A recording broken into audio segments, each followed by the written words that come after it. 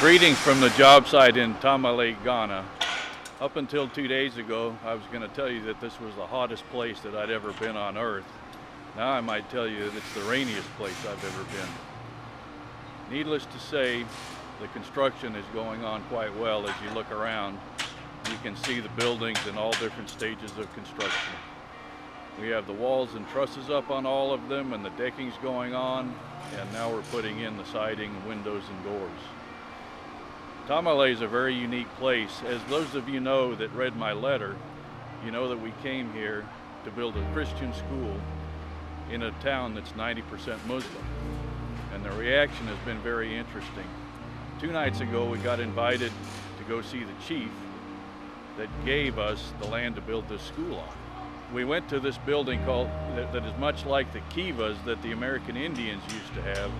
It was a round building. This had a metal roof, and they'd actually put a concrete floor and tiled the floor of this building. But the chief sat on the floor surrounded by his elders. And we went there for one reason in particular.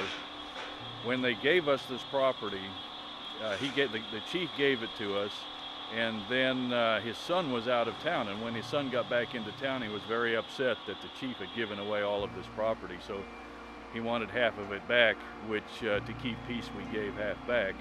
So we went there the other night to try and get that half back again, and it was a very interesting discussion that took place because you don't speak directly to the chief. You have to talk to the elders who then talk to the chief. But the brotherhood that was exhibited in that meeting was very heartwarming. They were all Muslims, but very much respected Christianity, and we very much respected them being Muslim. And it was interesting. It's not anything like the Muslims that we see on television back in the States. These are the most peaceful, friendly people that you will ever meet. And further to that point, a week ago, we were out exploring the countryside with one of our guides, and we came across a village that he said was over 100 years old. And of course, we wanted to go see it.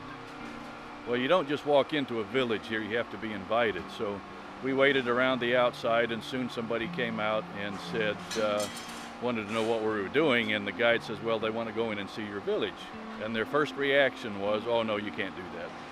So he showed them a little money, and next thing you know, he came back and said, okay, you can go, but you may not be able to see the chief. But you must understand that all the children there that are 16 years old and younger have never seen a white person before. So we walked into this village, 25 of us, and to the horror of the children who were hiding behind their mothers and screaming. But luckily we had some photographers along that began to take pictures of these kids and show them their pictures in the camera. Pretty soon everybody was friends, and we got to tour this village that was meticulously clean inside. You would not believe how clean it is. And at the end of the tour, the chief was out taking pictures with us, and we had a great time. So there is such a contrast going on in Ghana between the old ways and the new ways, because as we're in the village, somebody's cell phone goes off, and it was one of the villagers. So I say all that just to tell everybody that contributed to this cause, thank you very much.